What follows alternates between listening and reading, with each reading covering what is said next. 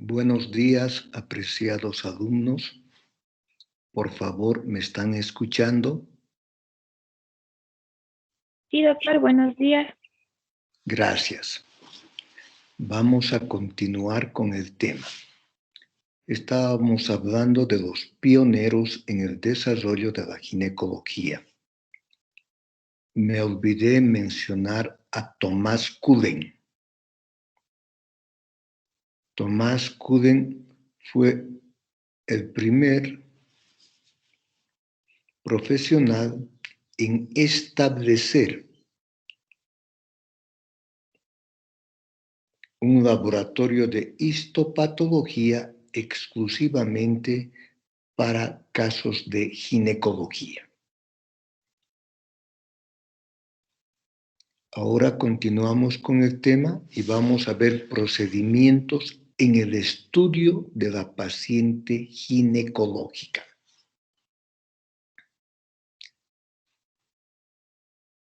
Como en toda la medicina, primero empezamos con la historia clínica. La historia clínica debe ser lo más perfecta posible, tanto en contenido como en presentación. Empezamos por el interrogatorio y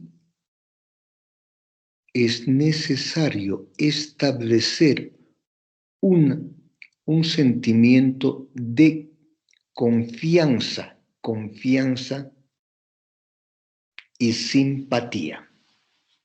Es necesario establecer confianza y simpatía con la paciente.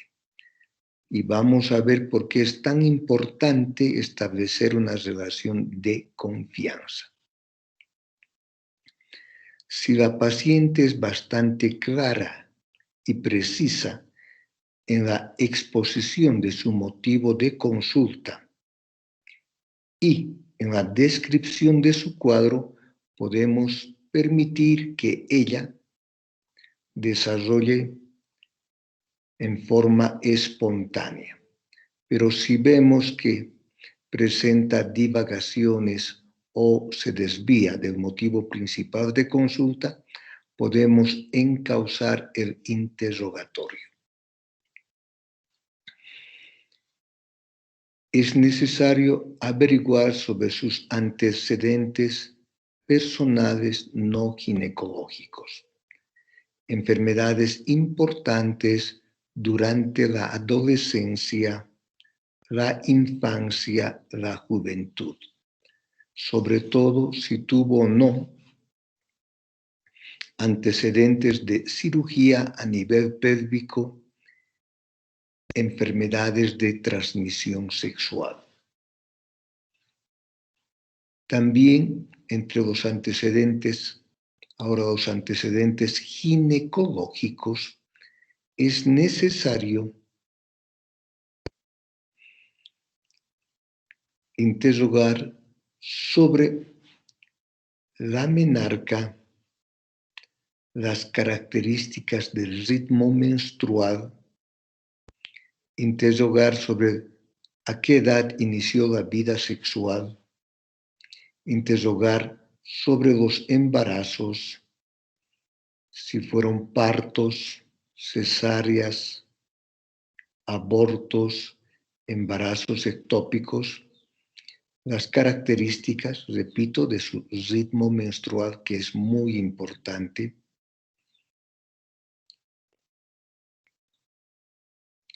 Luego viene el motivo de consulta. Los motivos de consulta en ginecología afortunadamente son relativamente pocos. Y entre los motivos de consulta más frecuentes está el flujo genital o llamado actualmente descarga vaginal. El flujo genital es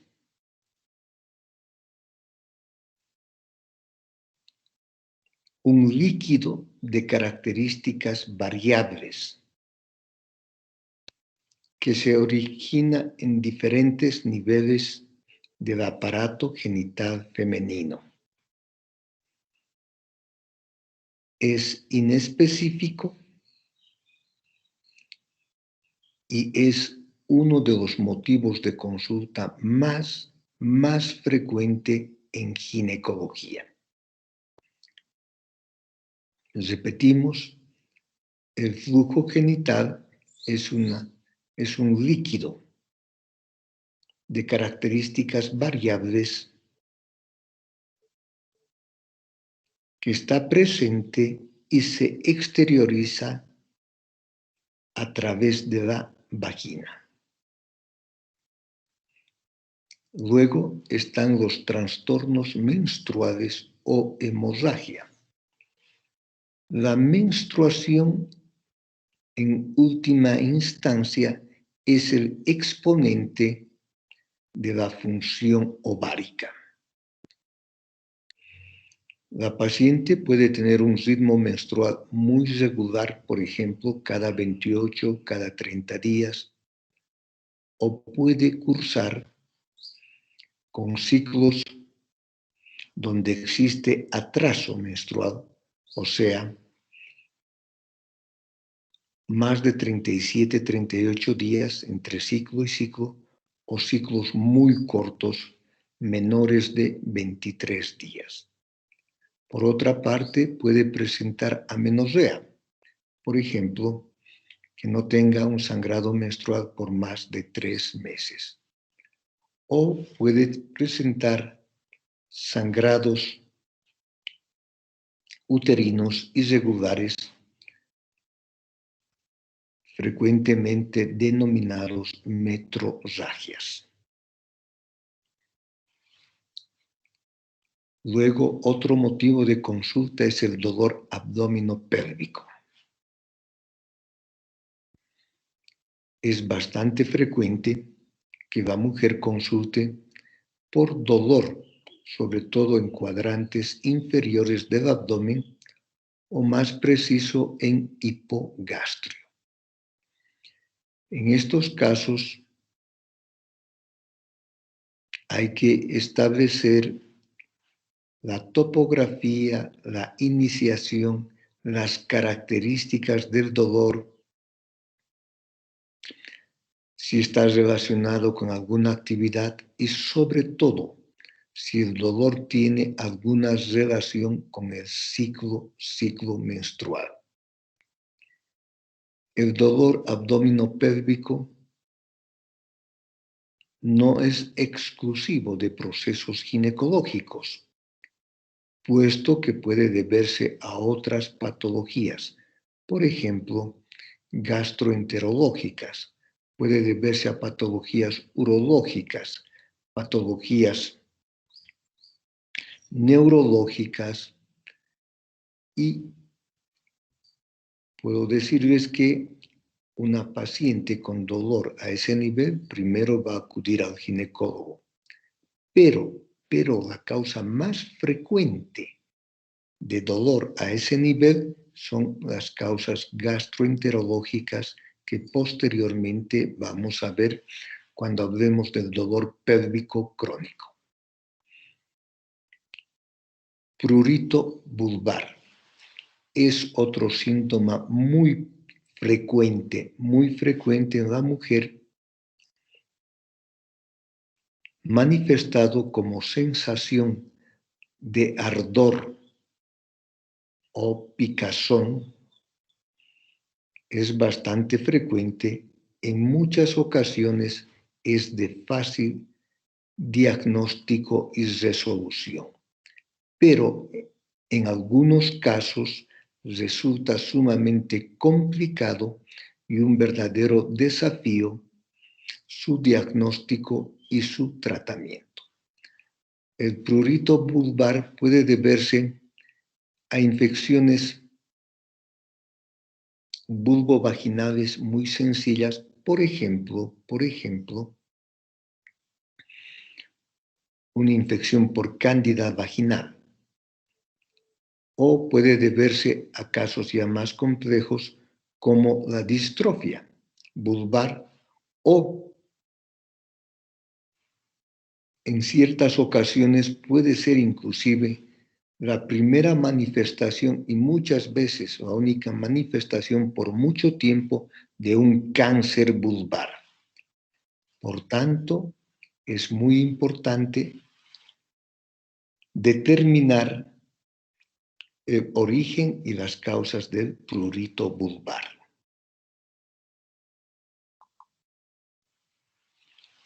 Aumento de volumen abdominal. El aumento de volumen abdominal puede ser transitorio o permanente. Transitorio, por ejemplo, en casos de meteorismo como parte del síndrome de tensión premenstrual. En estos casos, su aparición es por algunos días del ciclo menstrual, si fuera el caso del síndrome de tensión premenstrual. Y puede ser permanente, por ejemplo, en casos de mioma uterino bastante grandes o en casos de neoplasias ováricas también bastante grandes. Otro de los motivos de consulta frecuente son los síntomas mamarios, que pueden deberse a dolor, que en este caso se denomina mastalgia o mastodinia. También es necesario determinar si está o no relacionado con el ciclo menstrual, la mastalgia o mastodinia. También presencia de dureza o de nódulos en las glándulas mamarias. Por ejemplo, un fibroadenoma o un cáncer de mama. También puede presentarse descargas por el pezón. Una descarga puede ser tipo lechosa o puede ser una descarga sanguinolenta. Descargas por el pezón. Luego, sensación de cuerpo extraño vaginal. En estos casos, las pacientes presentan una sensación frecuente de peso a nivel de los genitales y acompañado de una sensación de cuerpo extraño. Esto se hace evidente en casos de cistocele, rectocele y sobre todo de prolapsos uterinos. Se hace mucho más frecuente con la maniobra de Valsalva, tos, esfuerzos físicos, la bipedestación. Puede estar o no acompañado de síntomas urinarios, como por ejemplo pérdida involuntaria de orina. Luego, otro motivo de consulta son los trastornos de las relaciones sexuales. Ustedes podrán darse cuenta que este motivo solo va a ser presentado cuando realmente la paciente tenga confianza en su médico. Entre los trastornos de las relaciones sexuales podemos mencionar la dispareunia, o sea, dolor durante el coito. También están la disminución o ausencia, tanto del líbido como orgasmo. Entonces, cuando la paciente refiere trastornos de las relaciones sexuales, es probable que se trate de dispareunia o puede tratarse de disminución de la libido o falta de orgasmo.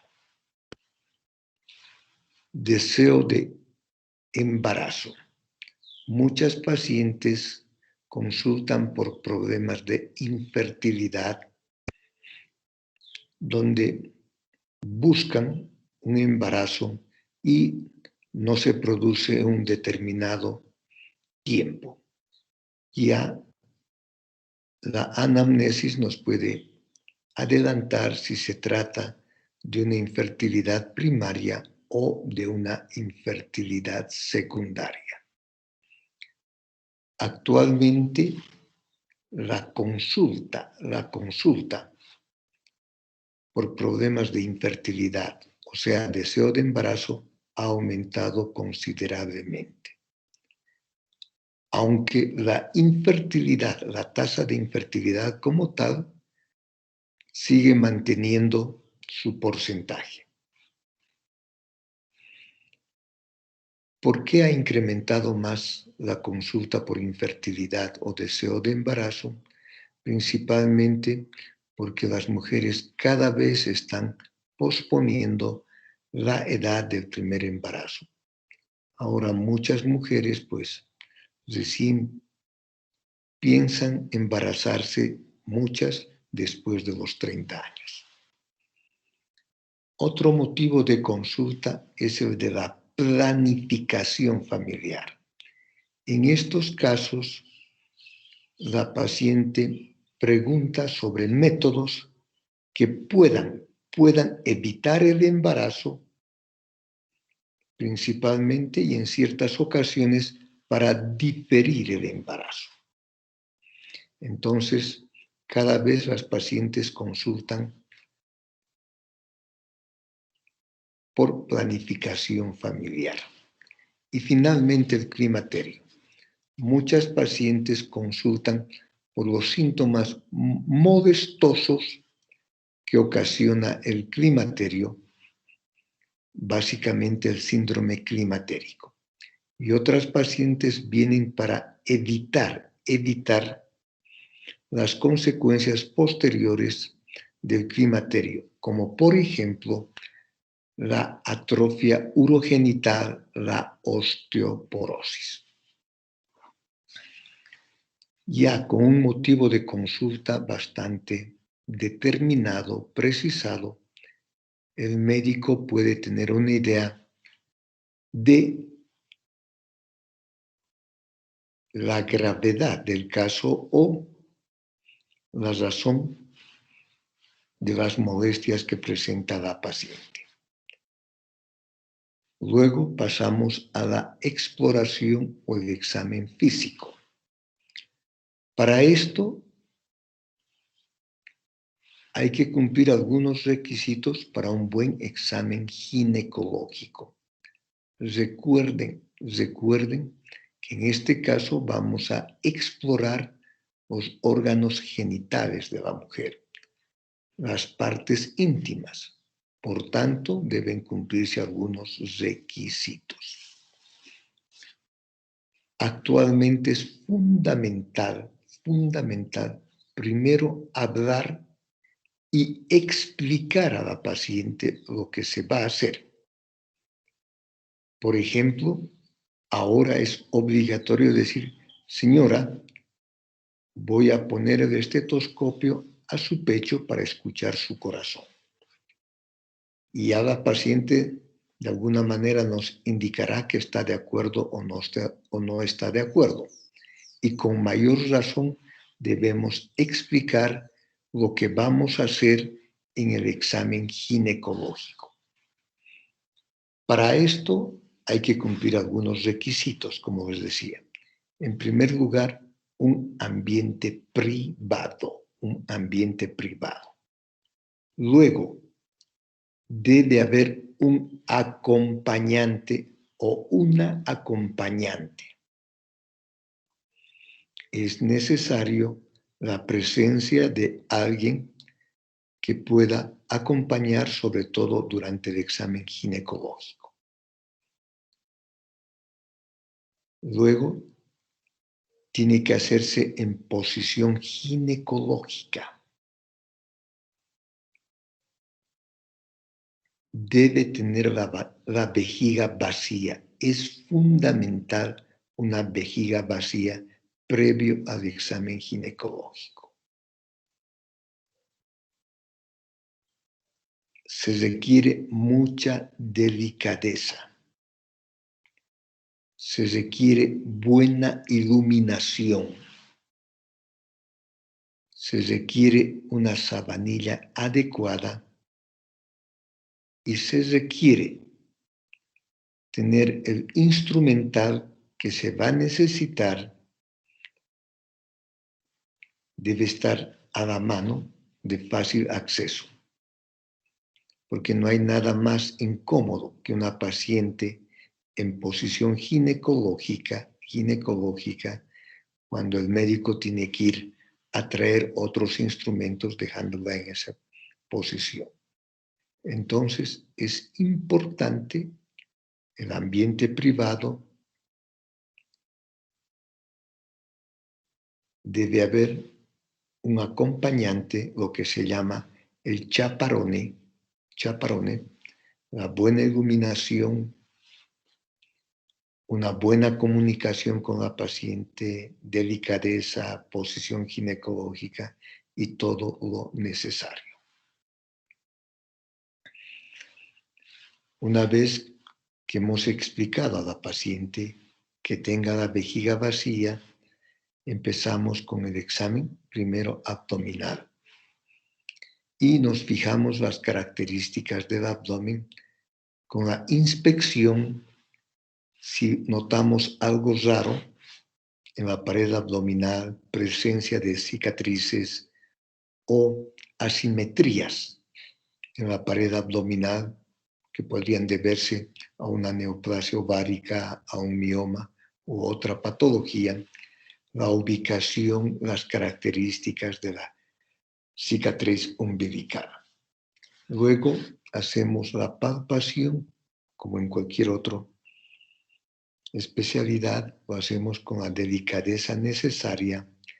Pedimos que flexione ligeramente las piernas para disminuir la resistencia muscular y hacemos una palpación superficial básicamente para determinar las características de los tegumentos o pared abdominal y luego una palpación profunda, pero siempre con delicadeza para determinar los órganos intraabdominales, órganos pélvicos.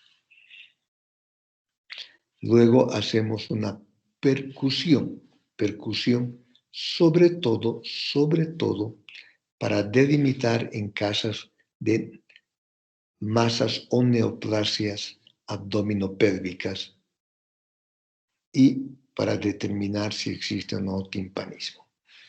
La auscultación es fundamental, también en casos de una sospecha de embarazo, por ejemplo, y para determinar peristaltismo. Luego pasamos al examen de los órganos genitales. Repito, es necesario la privacidad, buena iluminación, presencia de un acompañante o de un acompañante. Entonces la paciente tiene que estar en posición ginecológica, debe sentirse cómoda y con la confianza necesaria. Empezamos por el examen de los genitales externos o de la vulva. Y empezamos con la inspección. Nos fijamos las características que tiene el monte de Venus, si tiene o no abundante o escaso panículo adiposo, la distribución del vello pubiano. En condiciones normales, el vello pubiano tiene una forma triangular, de borde superior y vértice inferior. Esto es característico de una mujer normal. Cuando hay datos de hiperandrogenismo, el vello pubiano tiene la forma de un rombo dirigiéndose hacia el ombligo, que es característico de los hombres. Luego nos fijamos las características de los labios mayores, su forma, su volumen, su disposición. También nos fijamos los labios menores o ninfas. Quiero mencionar que los labios menores varían, su morfología varía mucho de una mujer a otra mujer. E inclusive les dije que el labio menor izquierdo puede ser totalmente diferente al labio menor derecho. Es necesario recordar que en la posmenopausia los labios menores pueden atrofiarse considerablemente, inclusive llegar prácticamente a desaparecer. Luego, inspeccionamos el vestíbulo. En una mujer virgen o una mujer nudípara, el vestíbulo está totalmente cerrado por los labios mayores. En condiciones normales observamos una mucosa rosada húmeda, pero en casos de embarazo, el vestíbulo adquiere una coloración violácea. Luego observamos el meato uretral, observamos la desembocadura de las glándulas vestibulares mayores o de Bartolino, observamos presencia o ausencia de himen. En casos de desgarros o posparto, pues vamos a observar las carúnculas mirtiformes.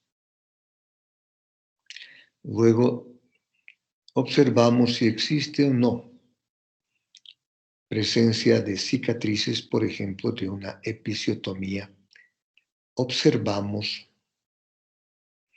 las características del periné o cuerpo perineal, su longitud, presencia o no de cicatrices. También hacemos una exploración del periné y le pedimos a la paciente que puje para observar si existe o no descenso de pared vaginal anterior, pared vaginal posterior o inclusive un prolapso uterino o una pérdida involuntaria de orina con el esfuerzo al pujar. Posteriormente pasamos al examen con espéculo vaginal.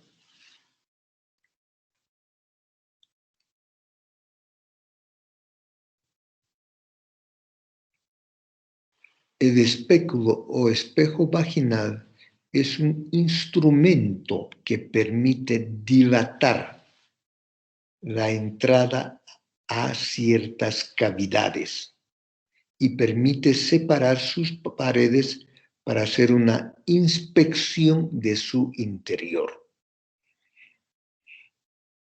Ustedes saben que no solo existe el espéculo vaginal, también existe espéculo nasal, espéculo rectal. Entonces, como dice, permite dilatar las aberturas de ciertas cavidades. Los espéculos que existen en nuestro medio son los espéculos de Collins, Cusco, el de Grave y el Pederson. El espéculo más utilizado es el de Grave por sus características que tiene doble mecanismo de apertura, la forma, las dimensiones. El de Pederson es muy parecido al de Grave. En cambio, el espéculo de Cusco tiene solo un mecanismo de apertura. Ahora, los tamaños pueden ser desde virginales muy pequeños, espéculos pequeños, espéculos medianos y espéculos grandes. Entonces repetimos, los tamaños son el virginal, el pequeño, el mediano y el grande. Y debe elegirse el espéculo más adecuado para cada paciente, sobre todo en relación al tamaño. Por otra parte, históricamente, hay manuscritos que indican que fueron los hebreos los primeros en utilizar los espéculos vaginales. Y probablemente, pues, se utilizaron ya siglos antes de Cristo.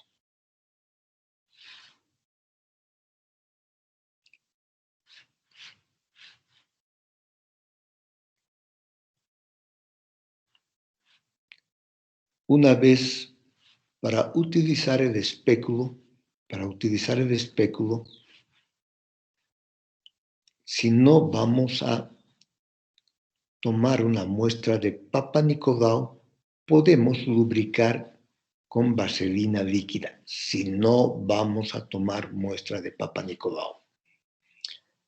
Agarramos el espéculo con una mano y con la otra mano, dedo índice y pulgar, separamos los labios menores para ver adecuadamente el vestíbulo y sobre todo el introito vaginal.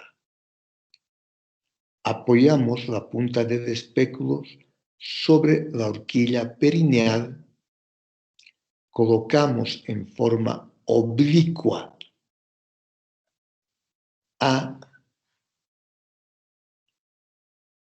al introito vaginal e introducimos con mucha delicadeza en forma oblicua de arriba hacia abajo y de afuera hacia adentro. Una vez que ya hemos atravesado el introito vaginal, recién rotamos el espéculo para que esté en forma perpendicular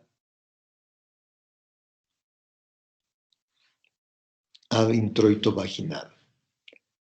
Introducimos y luego separamos sus ramas para poder visualizar las paredes vaginales, tanto laterales como anterior, posterior. Podemos visualizar los fondos de saco y, lógicamente, visualizar sobre todo el cérvix, ver su forma, su coloración, si existen o no desgarros a nivel del orificio cervical, podemos observar su volumen y las demás características. Una vez hecho el examen con espéculo vaginal, retiramos de la misma forma con la mayor delicadeza posible.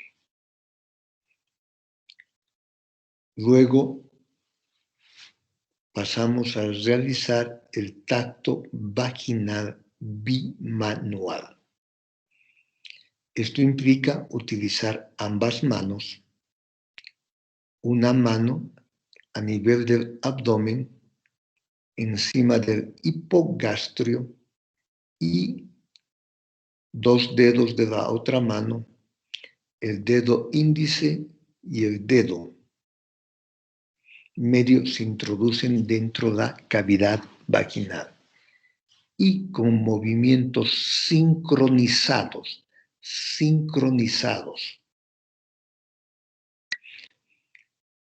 y desplazando las manos con delicadeza, presionando con delicadeza, empezamos a inspeccionar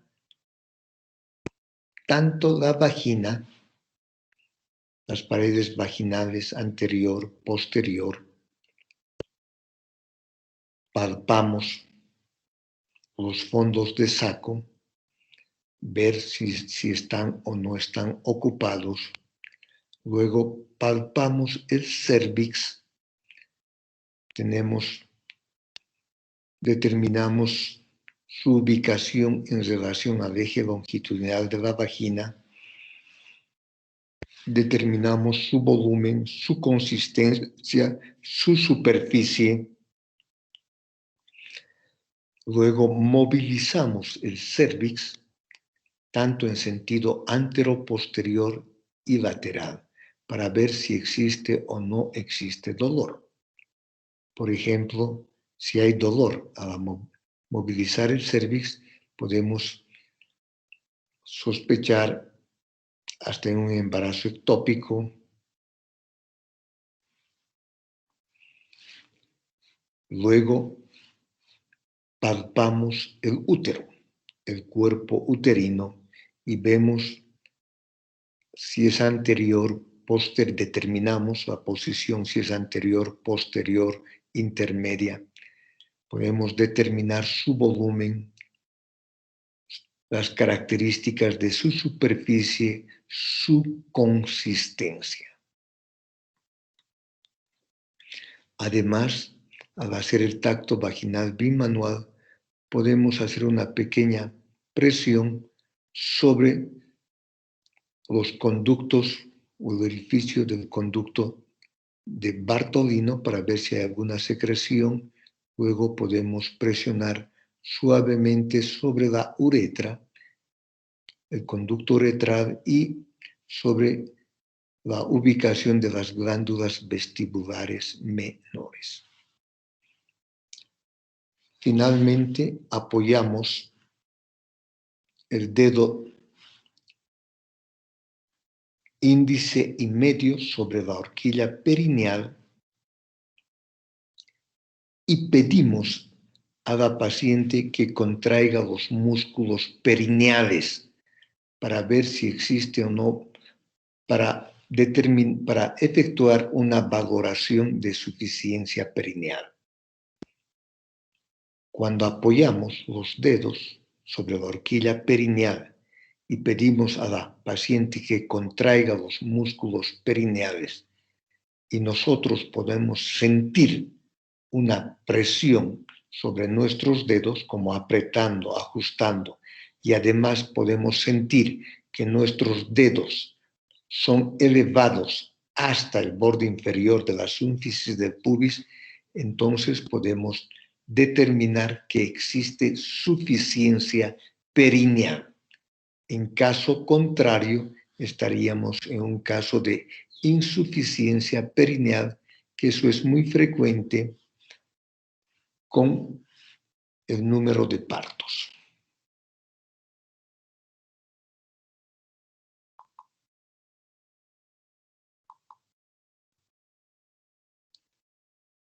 Muy bien, con esto hemos terminado una parte del tema de la introducción.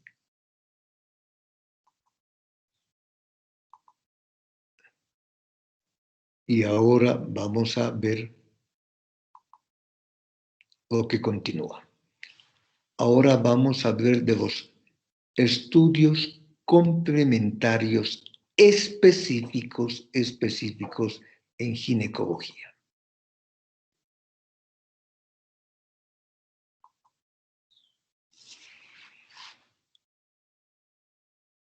Así como en las demás especialidades, también en ginecología existen lo que se denominan estudios complementarios específicos que se utilizan con mucha frecuencia en ginecología.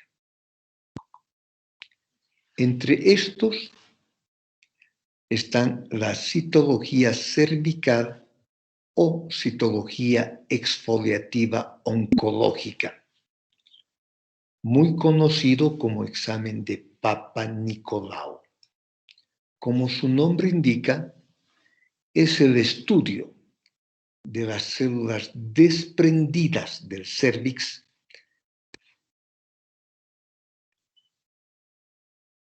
para determinar si tienen o no características neoplásicas.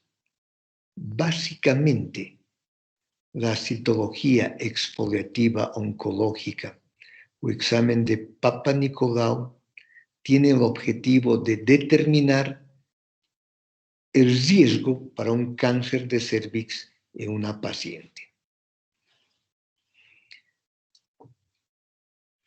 Este examen fue establecido y sistematizado por Papanicolaou y Traut en la década de 1940. Es el examen de detección más sencillo, más fácil, repito, para determinar el riesgo de un cáncer de cervix uterino. Inicialmente se hacía esta citología exfoliativa con los parámetros de Papanicolaou. Luego apareció el término de displasia cervical, displasia leve, moderada, severa. Luego apareció el término de NIC, neoplasia intraepitelial cervical. Y finalmente la clasificación de Bethesda utilizando los términos de lesión intraepitelial de bajo o de alto grado. Para hacer el examen de Papanicolaou hay que cumplir los siguientes requisitos. 1. La paciente no debe estar menstruando o no debe tener un sangrado genital anormal. Luego, no debe tener relaciones sexuales ni debe efectuarse lavados vaginales 24 a 48 horas previas al examen. De preferencia, no debe haber flujo genital patológico abundante. En estos casos es preferible realizar previamente un tratamiento y luego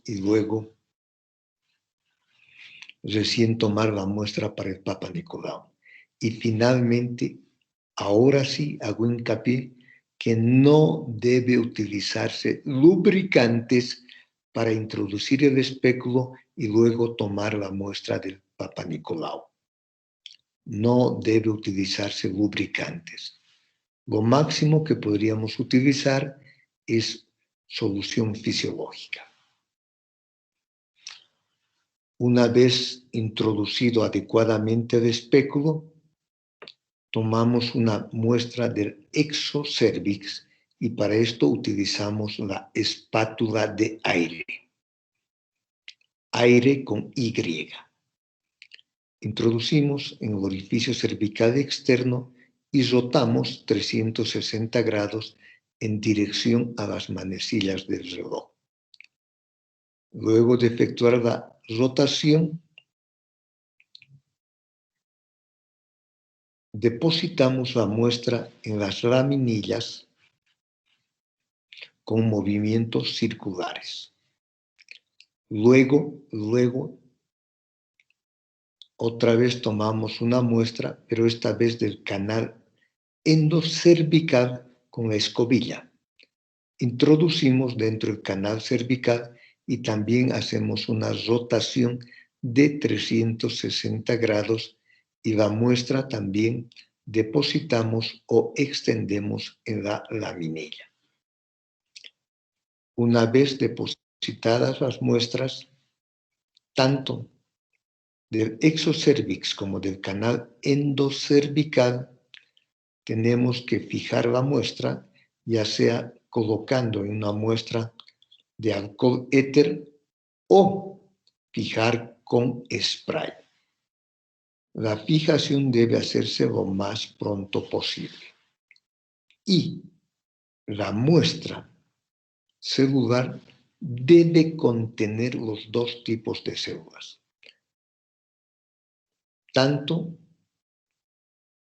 el epitelio plano pluriestratificado o escamoso, que es del exocervix, y el epitelio cilíndrico obtenido del canal endocervical. Es fundamental que la muestra debe contener ambos tipos de células, las células escamosas y las células cilíndricas. Entonces, la clasificación de Papanicolau, utilizado anteriormente y utilizado por muchas décadas, clasificaba en Papanicolau clase 1, clase 2, clase 3, clase 4 y clase 5. Cuando era reportado como Papanicolau clase 3, entonces era algo sospechoso, algo que no era normal, sin que necesariamente sea células neoplásicas malignas. Entonces, cuando el Papanicolau era reportado como clase 3 o sospechoso, inmediatamente había que efectuarse la prueba de Shiver. Y para esto se aplicaba la solución de Lugol o llamado yodo iodurado, que consistía en mezclar una porción de yodo más 2 porciones de yodo iodurado y mezclar con agua 300 ml. La prueba de Shiver se fundamenta o tiene como base que el epitelio del exocervix y el epitelio vaginal, que son el mismo epitelio, el epitelio escamoso, tienen abundante glucógeno. Tienen abundante glucógeno. Y cuando se aplica la solución de Lugol o yodo iodurado, estas células, tanto del exocervix como de la vagina, adquieren una coloración oscura en condiciones normales debido al glucógeno. Pero, cuando existía ausencia de glucógeno, entonces no se pintaban la coloración oscura y recibía el nombre de zona yodo negativo o prueba de Shiver positivo. Fíjense, si no adquiría la coloración oscura, el exocervix se llamaba zona yodo negativo o prueba de Shiver positivo, que también indicaba que a nivel de la localización de estas células o zonas del exocervix existía algo que no era normal y eran las zonas más apropiadas para la toma de biopsia. Una vez realizada la prueba de Shiver, el siguiente paso, cuando era un Papanicolau clase 3, era la colposcopía. Ustedes saben, el colposcopio es un aparato óptico con una fuente de luz y permite estudiar la arquitectura de la vulva, de la pared vaginal, como también del cervix, en este caso del exocervix y de la unión escamo-columnar.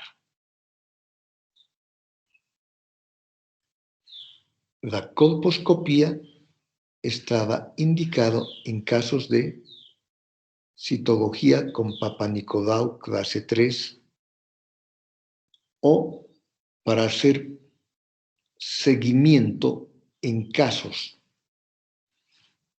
de Papanicolau clase 3 cuando la paciente por algún motivo todavía no quería someterse a otro tipo de procedimientos, como por ejemplo una conización o una cirugía mayor. Y también la colposcopía se utiliza como estudio de control después de una conización en casos de tratamiento por cáncer de cervix in situ. Cáncer de cervix in situ, para hacer controles posteriores. Para la colposcopía Previamente se hace una limpieza del exocervix con ácido acético. Luego hacemos una inspección, una visualización con el colposcopio. Nos fijamos las características del epitelio del exocervix y luego aplicamos la solución de Lugol o de yodo iodurado y con esto vamos a visualizar si existe o no patrones de alteraciones o de anomalías del epitelio cervical. Muy bien, vamos a suspender la clase a este nivel. Por favor, si alguien tiene alguna pregunta o alguna duda, puede hacerlo en este momento.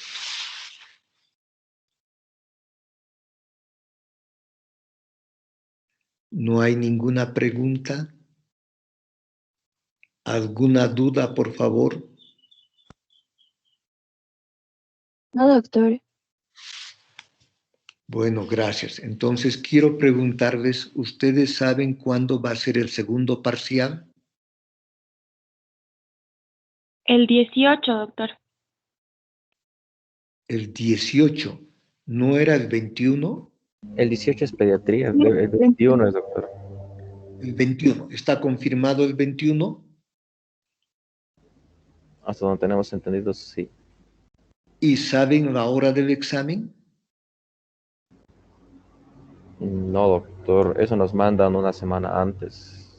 Perfecto. Entonces yo creo que ya les van a mandar, porque estamos casi a una semana. Ahora, por favor, quiero volver a repetirles que tomen todas sus precauciones necesarias. Esta vez no debe haber rezagados o personas que digan que no han podido enviar el examen porque el sistema ya no les ha permitido. Recuerden que el examen, por normas de la universidad, como en el primer parcial, dura solo 45 minutos y deben entregar 1 minuto antes, o sea, los 44 minutos para no tener el problema anterior que tuvieron algunos alumnos. Por favor, tomen muy en cuenta eso. También, por favor, que no exista rezagados, porque después es otro problema, después se les cruza con otros exámenes, todo. 2 cosas, no rezagados y enviar oportunamente el examen. El examen van a ser otra vez 50 preguntas de selección múltiple, solo de los temas avanzados de lo que se ha mencionado en clases, exclusivamente de lo que se ha mencionado en clases. Y vuelvo a repetir, la respuesta es única y sobresale en el resto de las posibilidades. Por otra parte, los 45 minutos o 44 minutos van a ser más que suficientes. En el primer parcial, una de las compañeras entregó a los 20 minutos, fue el primer examen entregado, y su nota fue de 86%. O sea que el tiempo es suficiente y más que suficiente. Suficiente o por lo menos muy adecuado. Por favor, les vuelvo a pedir que no existen exámenes rezagados y además envíen dentro los primeros 44 minutos. ¿Está bien? Si me han escuchado y me han entendido, me despido y que tengan buenos días y un buen fin de semana. Hasta luego, doctor. Hasta luego, doctor. Hasta luego. Hasta luego. Gracias. Gracias.